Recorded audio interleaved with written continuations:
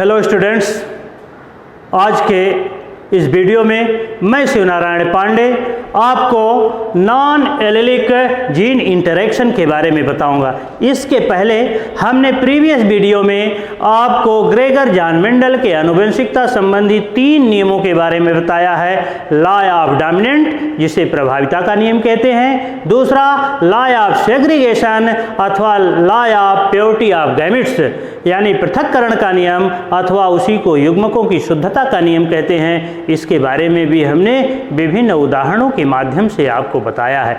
Gregor John Mendel के तीसरे नियम, जिसको लॉ ऑफ इंडिपेंडेंट असॉर्टमेंट यानी स्वतंत्र अभ्युगम का नियम भी कहा जाता है, इसके बारे में हमने आपको उदाहरण देकर के बताया है। और यह जो लॉ ऑफ इंडिपेंडेंट असॉर्टमेंट है, इसको द्विगुण संकरण का नियम भी कहा जाता है, क्योंकि इसमें परस्पर 2 जोड़े कंट्रास्टिंग कैरेक्टर को ध्यान में रख करके संकरण की क्रिया कराई जाती है। इसके बाद हमने आपको ये भी बताया है कि ग्रेगर जॉन मेंडल के आनुवंशिकता संबंधी नियमों के क्या अपवाद हैं, क्या डेविएशन है, ग्रेगर जॉन मेंडल के आनुवंशिकता संबंधी नियमों से क्या विचलन है, इसके संबंध में हमने आपको बताया है। और विचलन में हमने उसको 2 भागों में बांट करके अध्ययन करने के लिए आपसे कहा था। पहला एलेलिक जीन इंटरेक्शन और दूसरा non allylic gene interaction. Allylic gene interaction के संबंध में मैंने प्रीवियस वीडियो में आपसे चर्चा किया था और उसमें हमने आपको इनकम्प्लीट डोमिनेंस बताया था और ये बताया था कि कोई भी प्रबल जीन पूर्ण रूप से किसी अप्रबल जीन पर प्रभावी नहीं हो पाता है। और हमने कोडोमिनेंस भी बताया था, जो एलेलिक जीन इंटरेक्शन में मेंडलीय नियमों के अपवाद के रूप में जाना जाता है। कोडोमिनेंस जिसमें दोनों ही एलील्स यानी दोनों ही प्रबल विरोधी लक्षणों वाले जीन्स का प्रभाव किसी भी संतान में साथ साथ होता है, जैसा कि रून कोटेड एनिमल्स में आप देखते हैं। चित्तीदार जो हो जाते हैं पशुओं के शरीर, जैसे आप गायों को देखते हैं, जर्सी गायों को देखते हैं, उसमें देखते हैं कि उसके शरीर पर काले बाल भी हैं और सफ़ेद बाल को भी धब्बे हैं। तो यह एक कोडोमिनेंस शो करता है, सहप्रभाविता का नियम शो करता है। और हमने आपको मल्टीपल एलेलिक जीन इंटरेक्शन के बारे में बताया है, मल्टीपल जीन्स के बारे में बताया है। हमने आपको ये बताया है कि बर्नस्टीन नामक वैज्ञानिक ने जो मनुष्य में रुधिर वर्ग की वंशागति का पता लगाया था, उसमें बर्नस्टीन ने कहा था कि किसी भी जीव में किसी एक लक्षण के लिए केवल 2 ही एलील्स हो सकते हैं, अर्थात केवल 2 ही तुलनात्मक लक्षणों वाले जीन्स हो सकते हैं। और यह तुलनात्मक लक्षणों वाले जीन्स समगुणसूत्रों के यानी होमोलोगस क्रोमोसोम्स के समान लोकस पर स्थित होते हैं। इसके बारे में हमने आपको से चर्चा किया था। परंतु जब किसी आबादी में इसका अध्ययन करते हैं, किसी जीन पूल में इसका अध्ययन करते हैं, जिसको पॉपुलेशन जेनेटिक्स कहा जाए कि पॉपुलेशन जेनेटिक्स में आप उसका अध्ययन करते हैं, तो पाया यह जाता है कि किसी भी एक लक्षण के दृश्य रूप प्रकटन के लिए केवल 2 उसके एलील्स नहीं होते हैं। पॉपुलेशन जेनेटिक्स में यानी उसके जीन पूल में 2 से अधिक एलील्स भी हो सकते हैं। इसको ही मल्टीपल एलील्स कहा जाता है और इस मल्टीपल एलील्स के इनहेरिटेंस को मल्टीपल एलेलिज्म कहा जाता है। और रुधिर वर्गों की वंशागति मल्टीपल एलेलिज्म का एक उदाहरण है। इसके संबंध में हमने प्रीवियस वीडियो में आपसे चर्चा किया था। आज के इस महत्वपूर्ण वीडियो में मैं शिवनारायण पांडे आपसे नॉन एलेलिक जीन इंटरेक्शन यानी गैर एलेली जीनों के पारस्परिक प्रभाव यानी ऐसे जीनों के पारस्परिक प्रभाव जो अलग अलग गुणसूत्रों के अलग अलग लोकस पर स्थित होते हैं, जिनको गैर एलेलिक जीन कहा जाता है, उसके क्या पारस्परिक प्रभाव होते हैं, इसके संबंध में चर्चा करूंगा। आइए तो हम लोग बात करते हैं नॉन एलेलिक जीन इंटरेक्शन के संबंध में। मेंडलीय नियमों के ऐसे विचलन, यानी यह जो नॉन एलिलिक जीन इंटरेक्शन है यह मेंडलीय नियमों का एक अपवाद ही आप जानिए। तो इसमें क्या होता है कि मेंडलीय नियमों के ऐसे विचलन जिसमें किसी लक्षण के दृश्य रूप प्रकटन में जीन्स की एक एलीली जोड़ी के प्रभाव को दूसरी एलीली जोड़ी के जीन्स बदल देते हैं। यानी जो एलिल्स किसी दूसरे गुणसूत्र के दूसरे लोकस पर पाए जाते हैं, यह भी देखा जाता है कि यह गैर एलिलिक जीन्स किसी दूसरे एलिलिक जीन्स के प्रभाव को रोक देते हैं और इसे ही नॉन एलिलिक जीन इंटरेक्शन कहा जाता है। और जीनों के ऐसे पारस्परिक प्रभाव के प्रमुख दृष्टांत आपको बताए जाएंगे। जैसे उसके संबंध में जब गैर एलिलिक जीन इंटरेक्शन के संबंध में आप अध्ययन करें तो सबसे महत्वपूर्ण दृष्टांत उसमें आता है एपिस्टेसिस का। एपिस्टेसिस में क्या होता है कि इस प्रभाविता में एक एलीली जोड़ी का कोई जीन दूसरी एलीली जोड़ी के किसी जीन के प्रभाव को रोक देता है। प्रभावशाली जीन को एपिस्टैटिक जीन तथा प्रभावित जीन को हाइपोस्टैटिक जीन कहा जाता है। यानी जो एपिस्टैटिक जीन में क्या होता है कि इस एपिस्टेसिस में कोई एक एलीली जीन दूसरे जोड़ी के एलीली जीन को प्रभावित कर देता है, उसके दृश्य रूप प्रकटन को रोक देता है। और जो एलीली जीन दूसरे एलीली जीन के दृश्य रूप प्रकटन को रोक देता है उसको एपिस्टैटिक जीन कहा जाता है। और जो जिस जीन का प्रभाव दृश्य रूप प्रकटन नहीं होता है, यानी जिस जीन का प्रभाव का दृश्य रूप प्रकटन नहीं हो पाता है, ऐसे जीन को हाइपोस्टैटिक जीन कहा जाता है। और एपिस्टेसिस में हम लोग कॉम्प्लीमेंट्री जीन और सप्लीमेंट्री जीन दो जीनों के संबंध में अध्ययन करेंगे। आइए हम लोग देखें कि कॉम्प्लीमेंट्री जीन्स किसे कहते हैं। जैसा कि हमने आपको बताया है कि यह जो एपिस्टेसिस है यह भी ग्रेगर जॉन मेंडल के आनुवंशिकता संबंधी नियमों का विचलन है, आनुवंशिकता संबंधी नियमों का एक अपवाद है। आइए तो हम लोग एपिस्टेसिस में अभी आपको हमने बताया है कि जो एपिस्टेसिस होती है, एपिस्टेसिस में किसी एक एलीली जीन का प्रभाव दूसरे एलीली जीन के प्रभाव को संदमित कर देता है। यानी एक एलीली जीन का प्रभाव दृश्य रूप प्रकटन होता है, परंतु वही एलीली जीन दूसरे एलीली जीन के दृश्य रूप प्रकटन को रोक देता है। और जिसका प्रभाव दिखाई दे जाता है, दृश्य रूप प्रकटन जिसका हो जाता है, उसको एपिस्टैटिक जीन कहा जाता है। और जिसका प्रभाव संदमित हो जाता है, जिसका प्रभाव दब जाता है, जिसका एक्सप्रेशन नहीं हो पाता है, ऐसे जीन को हाइपोस्टैटिक जीन कहा जाता है। और इस एपिस्टेसिस के अंतर्गत हम लोग दो तरह के जीन्स के संबंध में अध्ययन करेंगे। एक है कॉम्प्लीमेंट्री जीन्स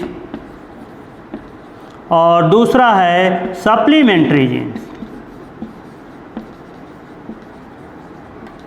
सप्लीमेंट्री जीन्स। आइए सर्वप्रथम हम अध्ययन करते हैं कॉम्प्लीमेंट्री जीन्स के बारे में। कॉम्प्लीमेंट्री जीन्स किसे कहा जाता है, इसको मैं एक चार्ट के माध्यम से आपको बता रहा हूं कि कॉम्प्लीमेंट्री जीन्स किसे कहते हैं।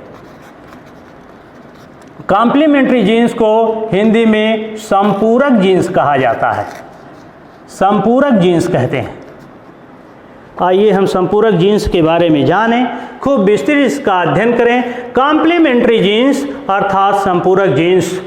कॉम्प्लीमेंट्री जीन्स में एक आनुवंशिक लक्षण के दृश्य रूप प्रकटन में जीनों की दो विभिन्न एलीली जोड़ियों के बीच ऐसी प्रभाविता होती है कि किसी भी जोड़ी के प्रबल जीन की अभिव्यक्ति तभी होती है जब दूसरी जोड़ी का प्रबल जीन भी उपस्थित हो।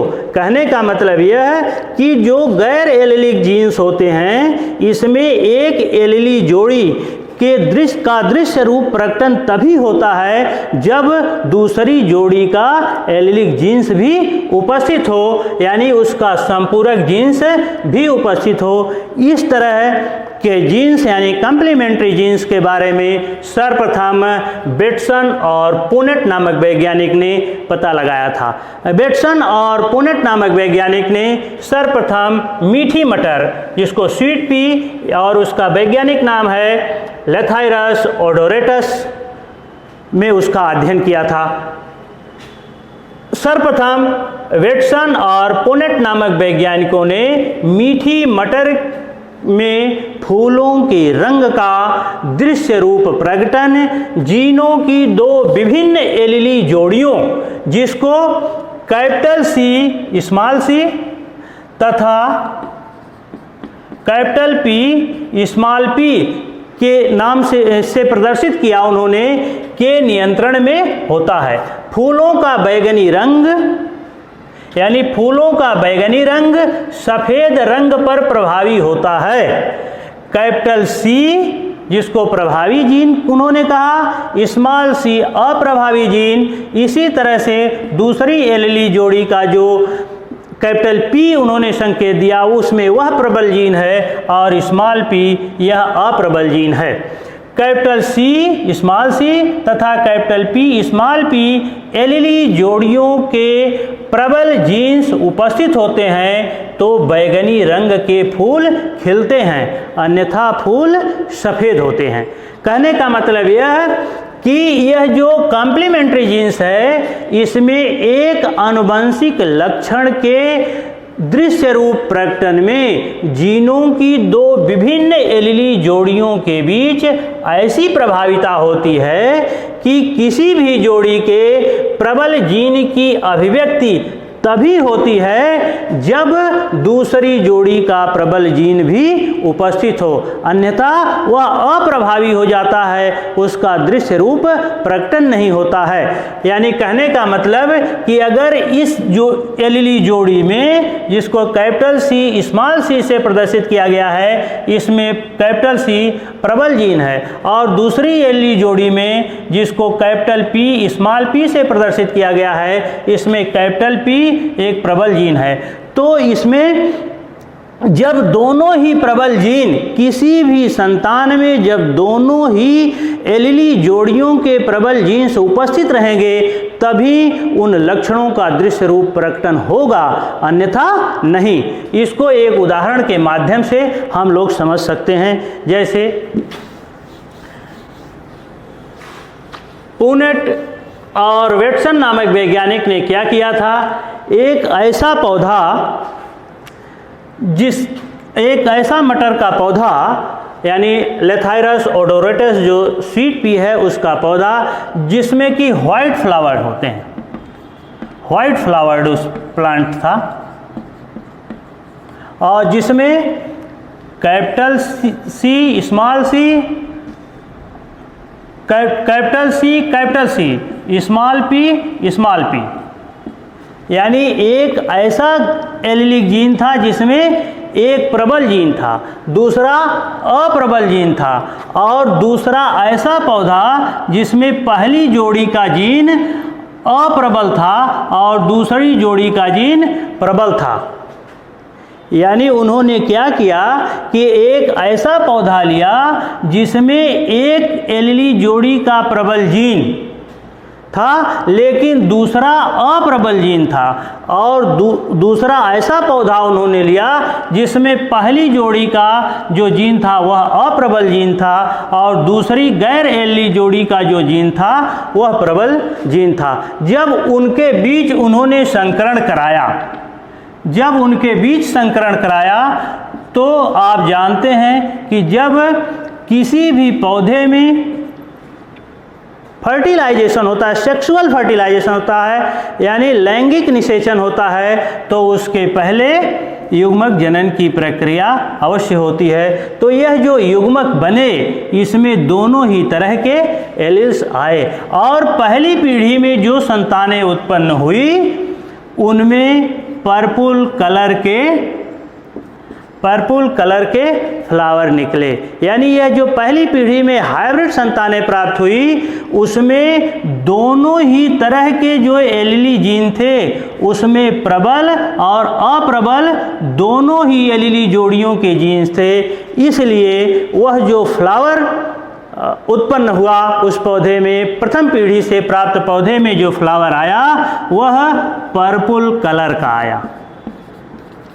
पर्पल कलर का यह फ्लावर इसमें विकसित हुआ।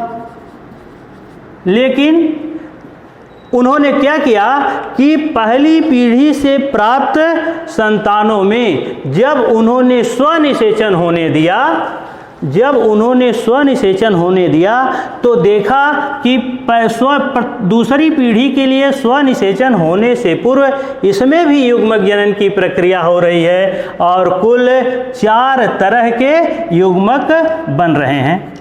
एक ऐसा युग्मक जिसमें दोनों ही गैर एलीली जोड़ियों के जीन्स प्रबल के हैं और एक ऐसा युग्मक जिसमें पहली जोड़ी का तो प्रबल जीन है लेकिन दूसरी जोड़ी का जो गैर एलीलिक जीन है वह अप्रबल है, और तीसरा ऐसा युग्मक जिसमें पहली जोड़ी का अप्रबल जीन है लेकिन दूसरी जोड़ी का प्रबल जीन है, और चौथा ऐसा युग्मक जिसमें दोनों ही गैर एलीली जोड़ियों के अप्रबल जीन हैं। कुल 4 तरह के युग्मक बने और जब उनमें स्वनिषेचन हुआ तो उनमें जो फिनोटाइप रेशियो आया वह पर्पल और व्हाइट का 9:7 आया, जबकि ग्रेगर जॉन मेंडल के लॉ ऑफ सेग्रीगेशन के अनुसार यह अनुपात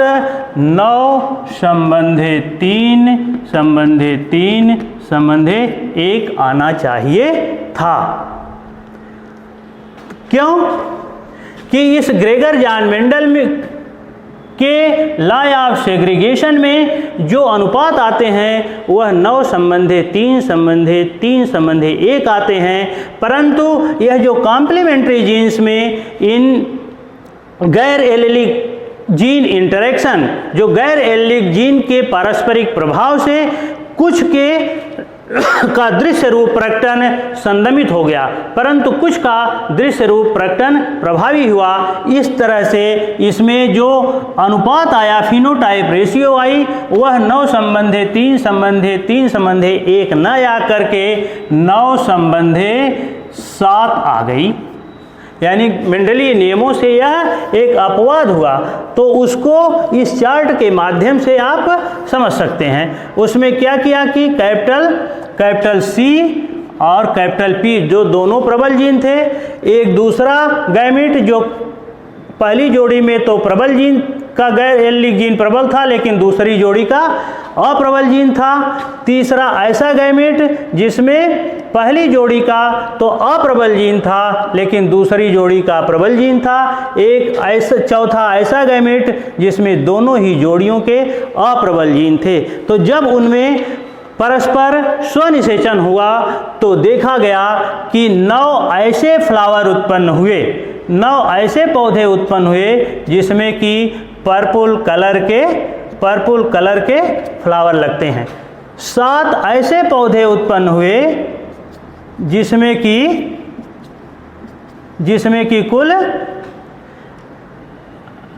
व्हाइट कलर के फ्लावर उत्पन्न हुए, और उसमें यह देखा गया कि यह ग्रेगर जॉन मेंडल के आनुवंशिकता संबंधी दूसरे नियम लॉ ऑफ सेग्रीगेशन का एक अपवाद है। यानी आपको मैं फिर से एक बार बताऊं कि जब किसी भी जीन्स के प्रभाव को दूसरी जोड़ी का गैर एलीलिक जीन उसके प्रभाव को संदमित कर देता है, तो जो जीन प्रभाव को संदमित करता है वह इपीस्टैटिक जीन कहलाता है, और जिसका प्रभाव संदमित हो जाता है वह हाइपोस्टैटिक जीन कहलाता है। इस तरह से इस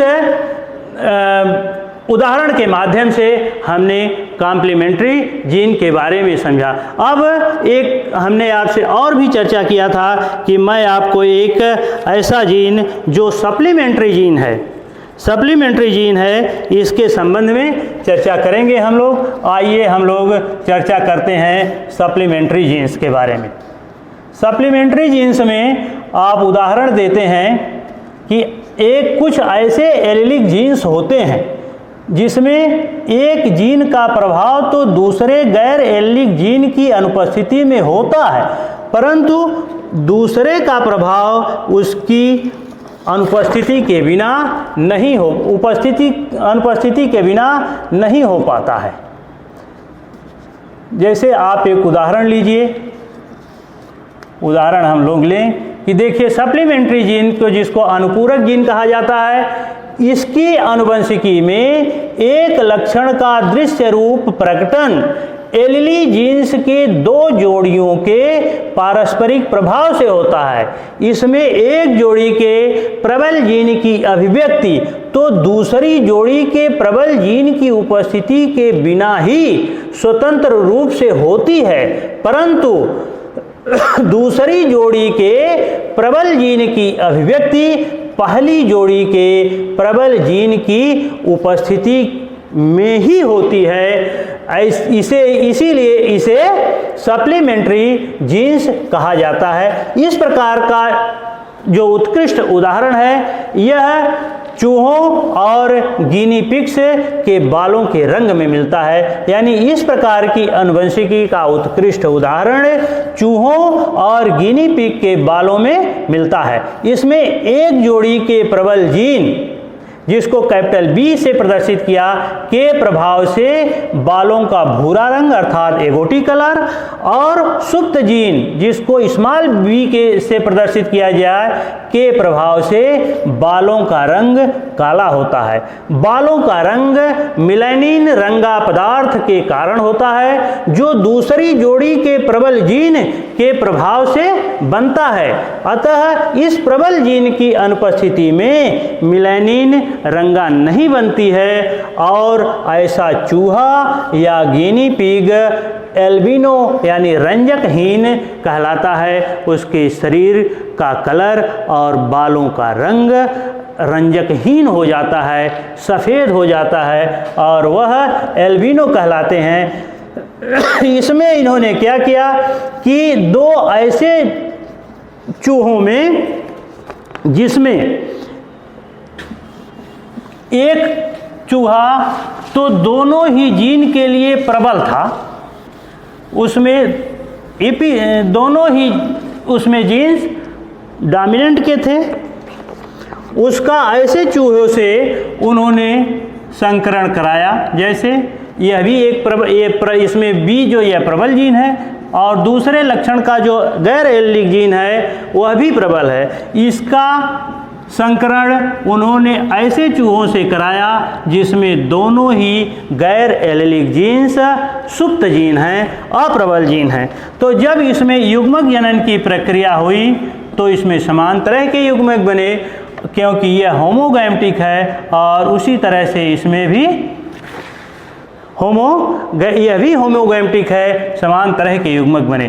परंतु अब जो प्रथम पीढ़ी में जो संतानें प्राप्त हुई उसमें दोनों ही तरह के प्रबल जीन्स और अप्रबल जीन्स हैं। तो यह जो प्रथम पीढ़ी में संतान उत्पन्न हुई, यह जो प्रबल जीन है इसके कारण इसका कलर एगोटी हुआ, और यह जो सुप्त जीन है इसके कारण इसके शरीर का कलर, बालों का कलर ब्लैक कलर हुआ।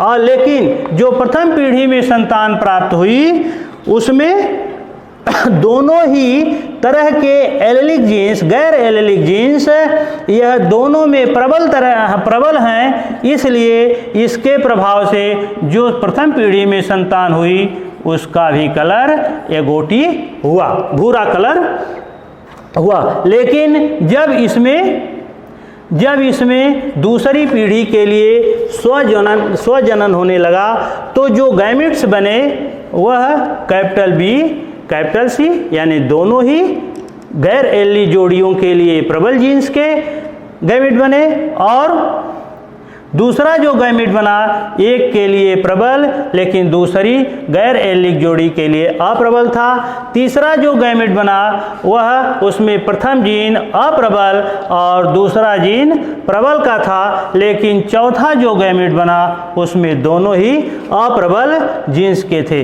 तो जब इसी तरह के नर और इसी तरह के मादा अर्थात जब उनमें स्वजनन की क्रिया हुई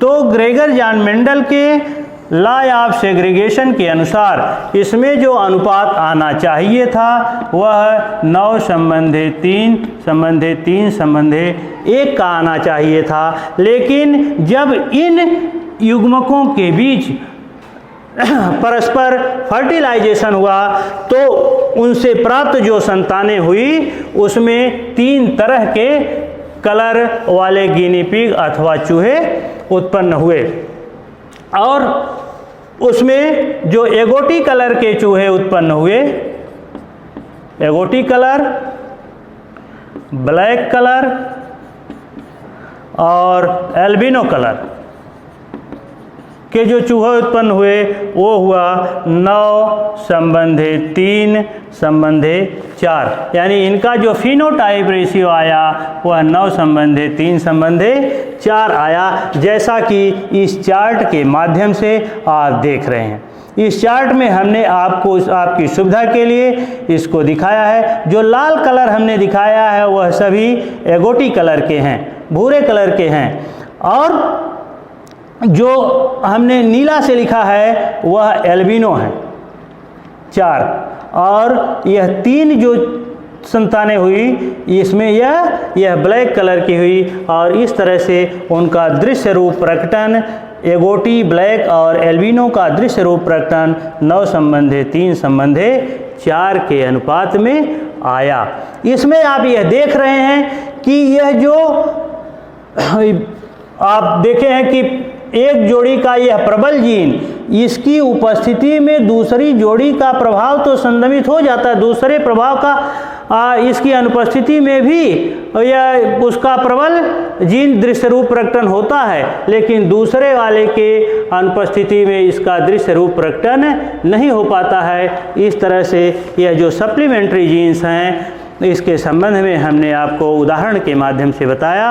अब नेक्स्ट वीडियो में आगे और भी चर्चा की जाएगी जो ग्रेगर जान मेंडल के आनुवंशिकता संबंधी नियमों से ही संबंधित है, और वह जो टॉपिक होगा उसमें हम टेस्ट क्रॉस, बैक क्रॉस और रेसिप्रोकल क्रॉस के बारे में चर्चा करेंगे। Thank you.